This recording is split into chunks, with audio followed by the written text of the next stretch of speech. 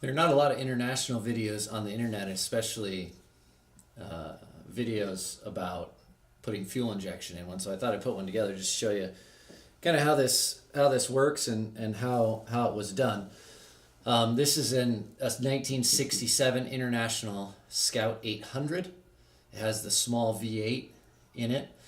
I've done a fuel injection system before on a 196. So it was a 1961, but it was actually badged as a 62 because it sat on the lot. But anyway, I put the larger four cylinder, the 196 in it, and did a fuel injection system on that one. But for that one, I went and found an old Chevy truck, and being in an agricultural area, it was pretty easy to find that.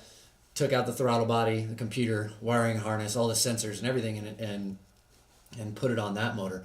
I'd actually bought myself a chip programmer and went in and was trying to make the map myself and program the chips and everything. And I just really couldn't ever get the map right. And I think that the injectors were always just a little oversized, but I don't know. It always seemed to run rich. And but anyway, for this system, I decided to go with Bill Hamilton Fuel Injection. I bought a whole kit from him. And he helped me on the last one as well. And in fact, when I decided I wasn't doing that anymore, I sold him all the stuff for, the computer and the extra chip burner and all that. But anyway, I bought a full kit from him that includes throttle body, sensors, coil, computer, which is in the glove box. And he burned a chip specifically for this motor, and it's been really good. Fuel injection is fantastic for a lot of reasons that I don't necessarily need to go into. But anyway, one of the things that you have to factor in when you're using these is that the 80 and 800s have dual tanks. And so you have the intake, or not the intake, excuse me, you have the fuel inlet, but then you also have the return. So you have to figure out a way to sort out getting fuel and the return with dual tanks.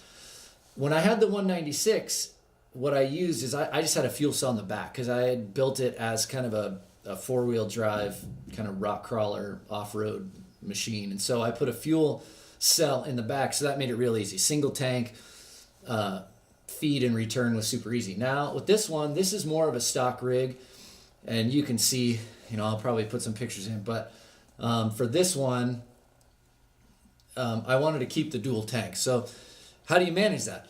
What I did is I got a valve that is an electronic valve that allows you to switch the tanks either left and right, but it also switches the return.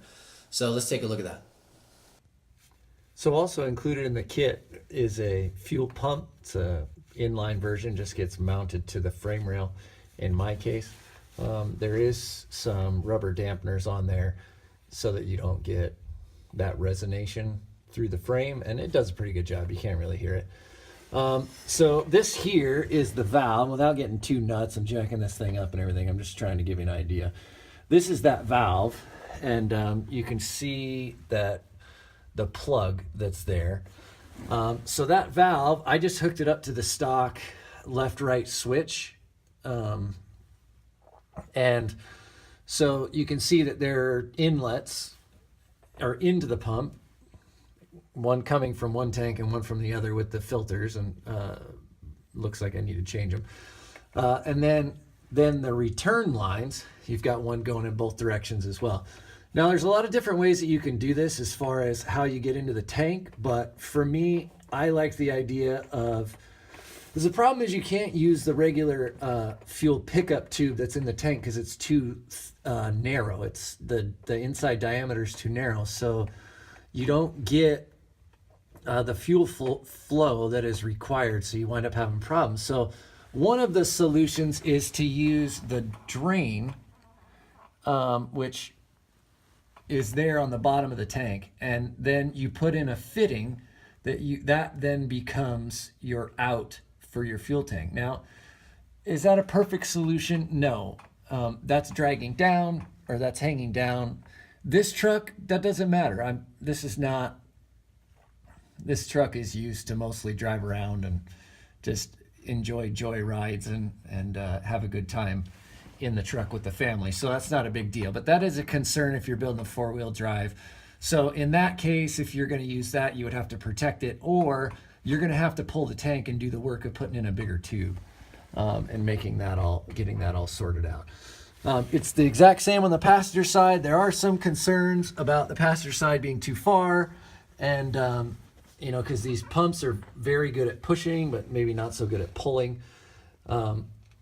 So that's a little bit of a concern as far as whether or not this is a good solution. Let me see if I can show you the switch.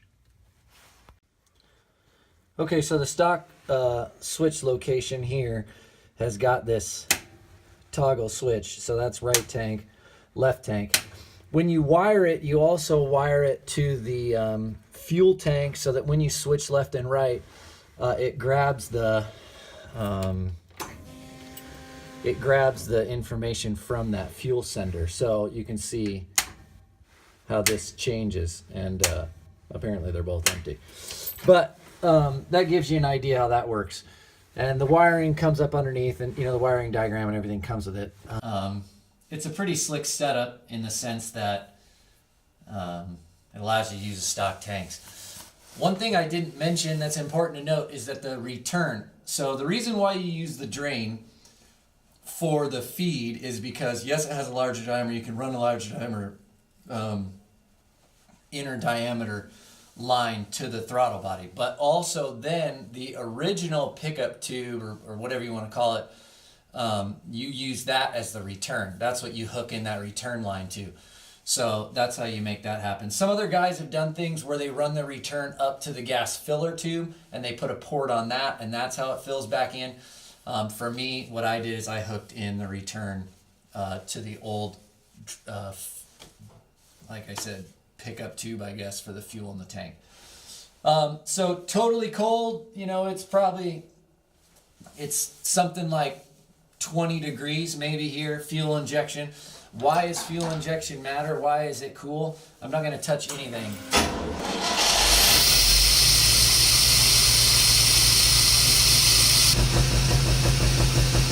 A little cold. She fired up. I haven't yet done anything to major with the computer as far as mounting it, but you can see it's in here.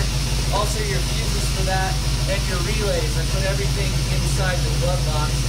The idiot light, or not the idiot light, but the error light is hanging down. I need to at some point put a mount for that. Whatever the case, fuel injection has been really good and makes the car run like normal, and I don't have to mess with the carburetor and getting that thing tuned. So it's been a really great system. Anyway, questions that you have, leave them below, and if you need other pictures of stuff, I'll do that or whatever.